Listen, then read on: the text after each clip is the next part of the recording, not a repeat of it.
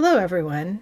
As we're nearing the end of this spring semester in 2023, I wanted to take some time and reflect back on spring of 2022. This is when I was on scholarly reassignment.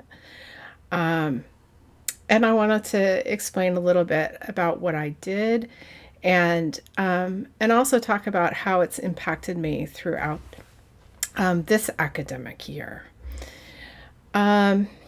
One of the things that I hadn't planned on, but I was accepted into the online course improvement program that was hosted through Delta. And so I spent a great deal of my time working on what they finally refer to as OCIP. And the purpose of this program is to get one of your online courses ready for a Quality Matters certification. And it's a very intensive process. And when I did it, our cohort did this in a single semester. And Delta has since changed this program to be a year-long program, and I think it would be much more manageable, spread out across the course of an academic year, as opposed to just during a semester. In fact, I can't imagine having gone through this program while teaching and doing all of the other commitments that a faculty member has. The new name, in case you're interested, is the Course Improvement Grant. And again, that's an academic year-long process. So some of the things I accomplished while participating in the OCIP was really, really deeply thinking about my course, the course learning outcomes, the more detailed module learning outcomes, and how my assessments mapped back to those outcomes. Were my assessments meeting the needs of the students?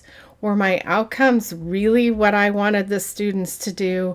And really going through the process and reevaluating all of that. As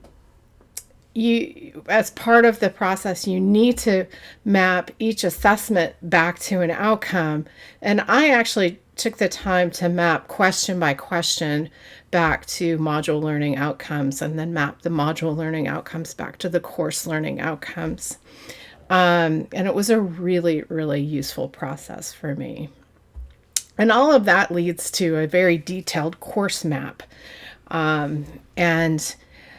Well, I don't think every course needs that level of detail of a course map. I think it is also something that is really useful to do and at least once and have in mind, and really think about how things fit together and why you do what you do in your courses. I also wrote a course overview document, which I had never done before and never considered, and it's really telling the students in the beginning of the semester, how do you succeed in this course? And also thinking about how do you communicate with students in an online asynchronous course, and try and create that sense of community that is more easily done in an in-person class. Another part of this was really thinking about the structure of my Moodle page for the course, and trying to have really consistent structure module to module. And another thing that I chose to spend some time on was really thinking about accessibility, specifically in terms of universal design for learning, and trying to make sure that everything I presented is very readable, that taking into account neurodivergent students, colorblind students, is that content accessible and readable to a wide variety of students? As part of the QM process, the Quality Matters certification process, you actually have to think about screen readers as well. And that's very challenging.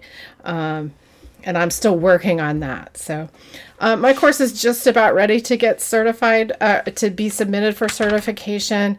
So that's a whole year later. It's a very intensive process.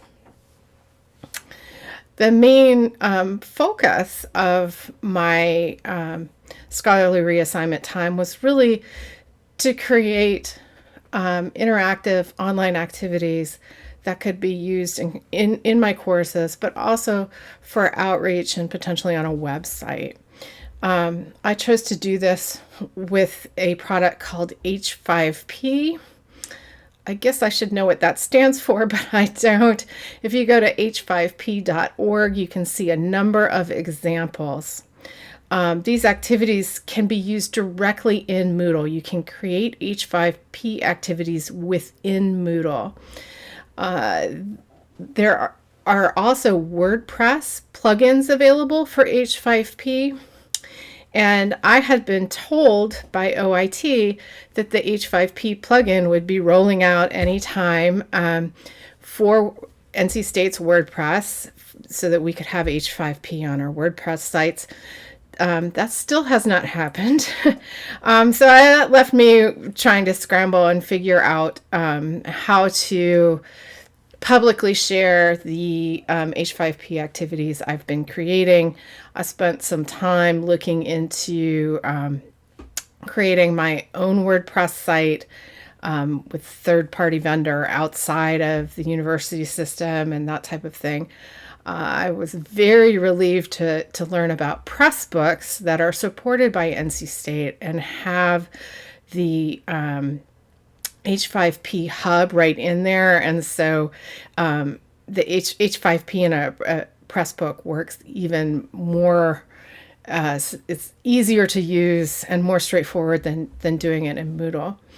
But because of the WordPress issues, I chose to really focus on H5P activities for T200.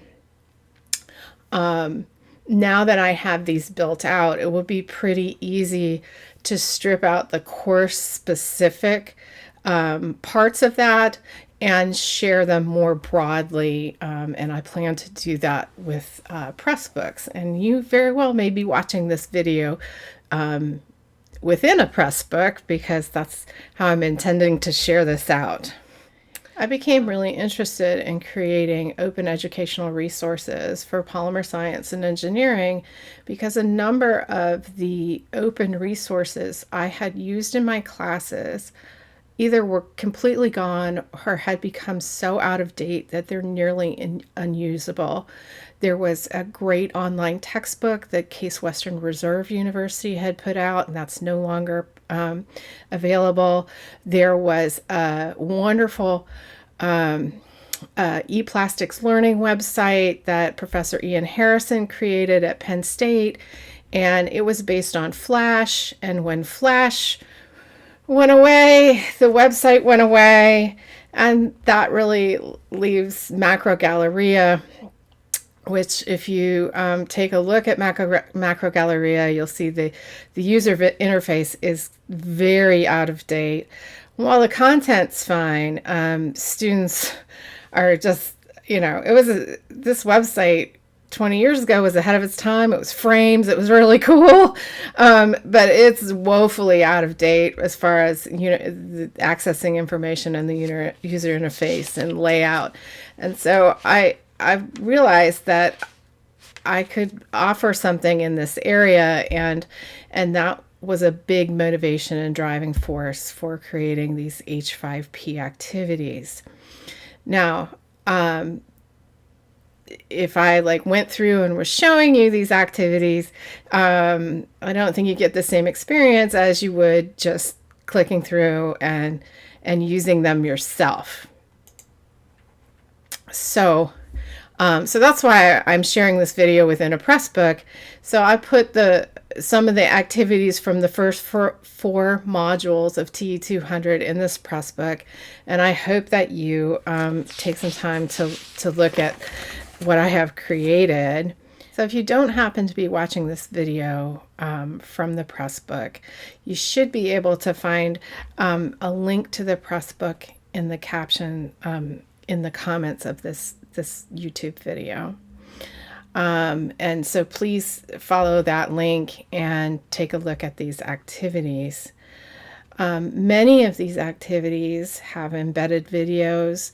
The embedded videos may or may not have embedded questions within the videos, and use a variety of different question types to help the students engage more thoroughly with the content and hopefully to think about the content more deeply and more critically than they might otherwise do if they're just reading text or just passively watching a video.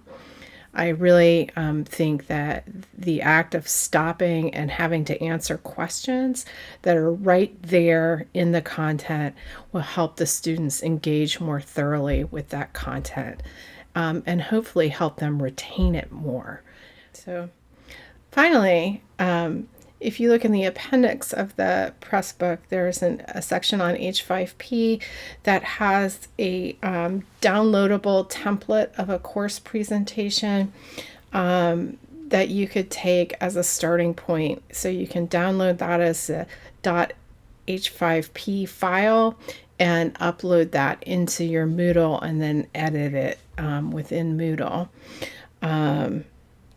There's also a link of some links towards references and other useful things for H5P. I'd love to hear your thoughts on these interactive activities, and I am aware that there are still some typos and that type of thing that I am continually trying to improve and chase down as I find them. Another big part of my time during reassignment was getting a lot better at video editing. So designing, scripting, shooting, and editing educational videos. I use Wondershare Filmora on my home computer for video editing, and video editing is very dependent upon the editor you use, so I'm not going to talk at all specifically about video editing. But I do want to say that recording via Panopto in your web browser is a great way to get started. It has a very simple video editor, and it's just a quick and easy way to get started. And then you don't even have to upload the video; it's already there, and you can just share it directly with your students. So that's a great way to get started. Because I wanted to create a public-facing, Polymer education site and that type of thing. I wanted to have slightly more polished videos, and I've gotten a lot better at. I use a green screen and layer videos and can add sound and transitions and can do a lot of things now that I couldn't do a year and a few months ago. I got much more comfortable doing different video editing. So if you're looking through these H5P activities and looking at some of the videos that I have created, right now they're sort of specific to my class T200, but it will be very easy for me to go in and remove the beginning and the ends of those videos and keep the core content and stuff, and make it more public facing, sort of take out the references to T200. And one of my next steps as I move forward with that public facing PressBook, I will have a more consistent opener and closer, and in a specific image that when you have a YouTube video, before it starts, it's sort of a random it's a random part of the video. You can set what that is, and I'm going to make a consistent one. And so that's one of the next things I'll be working on over this summer. One of the fun things I've enjoyed with creating videos has been doing some stop motion. So I'm using these pop beads to mimic monomers and try and show polymerizations with these little snap together beads. just a children's toy, and that's been really quite a bit of fun, and I think it's pretty straightforward, and it's been well received by the students. The final thing I wanted to talk about is POGIL, Process-Oriented Guided Inquiry Learning. I first learned about POGIL last spring semester while attending an online Lilly educational conference, and from there, I ordered a book and checked out their website, pogil.org, and then decided, yeah, I think I'm really interested in this, and attended an online workshop. It was 3 afternoons to learn the basics of POGIL and how to use these types of activities. And a lot of the fundamental research and the process behind this style of process-oriented guided inquiry learning, which is all based on the learning cycle, and students working in small groups to really teach one another. And so you have what they call a model, which is often like a figure, and you ask questions to get the team to really think about and engage with that model, think about it deeply, and then you are trying to get the students to extrapolate from that model and to really learn content based on what they've seen there, and what connections they can draw. And so in a class like FPS 770, where you have students with a really broad, different backgrounds, prove to be really helpful. You might have a student that's really strong in one area and someone else who's strong in a different area, and having them do that peer teaching in small groups was incredibly useful.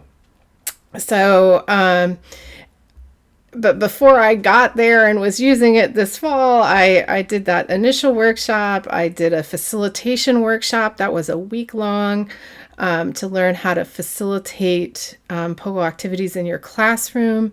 And then I also did a writing workshop to get better, to learn how to write activities specifically for your discipline and your classes. I have really enjoyed this experience, and I found that it was really well received by my students this year, and I hope to write a number of many more activities in the future. The first activity that I wrote, I got started on during the writing workshop, and I actually have submitted that to the POGIL Activity Clearinghouse. It was peer reviewed, and it has been accepted into that repository as an activity. So if you'd like to learn more about POGIL, I'm happy to try and do a workshop, or, like a mini intro to POGIL, or show you some of the activities I have written and that type of thing. If you check out the appendix, I'm going to put the activity that I had accepted into the POGIL Activity Clearinghouse in the appendix of the PressBook. In summary, I just wanted to say that my scholarly reassignment was hugely successful from my perspective. I was able to develop and refine some new skills that I will continue to use and leverage for years to come. I have videos that have been viewed thousands of times. I hope that my H5P activities, when I start sharing them with a wider audience, will be also really well received. And I will be using POGIL for the foreseeable future, and I intend to write many more activities for all of my classes. But I will focus on FPS 770 initially. Please take some time to explore this PressBook and the activities within it. Use the appendices to get resources for yourself, or to see the POGIL activity that I wrote. And thank you for watching.